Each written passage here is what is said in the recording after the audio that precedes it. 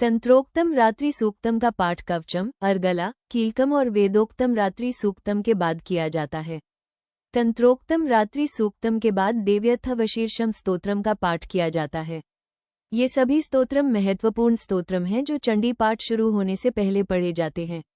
तंत्रोक्त रात्रि सूक्तम जो इस विश्व की अधीश्वरी, जगत को धारण करने वाली, संसार का पालन और संहार करने वाली तथा तेजः स्वरूप भगवान विष्णु की अनुपम शक्ति है, उन्हीं भगवती निद्रा देवी की भगवान ब्रह्मा स्तुति करने लगे। ब्रह्मा जी ने कहा, देवी तुम ही स्वाहा, तुम ही स्वधा और तुम ही वष्टकार हो।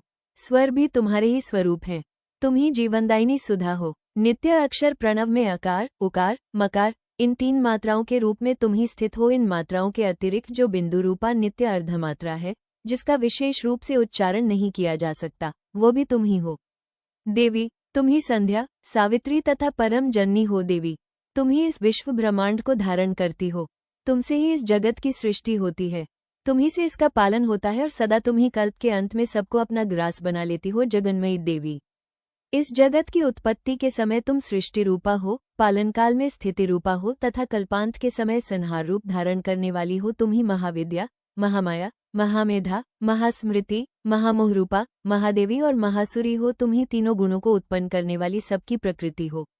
भयंकर कालरात्रि, महारात्रि और मोहरात्रि भी तुम ही हो। तुम ही श्री, तुम ही ईश्वरी, तुम ही ह्री और तुम ही बुद्ध स्वरूपा बुद्धि हो। लज्जा, पुष्टि, तुष्टि, शांति और क्षमा भी तुम ही हो। तुम खड्गधारिणी, शूलधारिणी, घोर रूपा तथा गदा, चक्र, शंख और धनुष धारण करने वाली हो।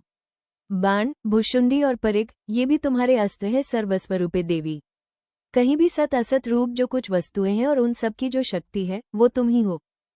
अवस्था में तुम्हारी स्तुति क्या हो सकती है, जो इस जगत की सृष्टि, पालन और संहार करते हैं। उन भगवान को भी जब तुमने निद्रा के अधीन कर दिया है, तब तुम्हारी स्तुति करने में यहाँ कौन समर्थ हो सकता है। मुझको, भगवान शंकर को तथा भगवान विष्णु को भी तुमने ही शरीर धारण कराया है, अतः तुम्हारी स्तुति करने की शक्ति किसमें है।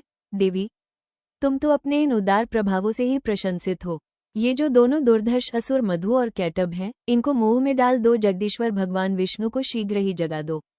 साथ ही इनके भीतर इन दोनों महान असुरों को मार डालने की बुद्धि उत्पन्न कर दो। इस प्रकार तंत्रोक्त रात्रि सूक्त संपूर्ण हुआ।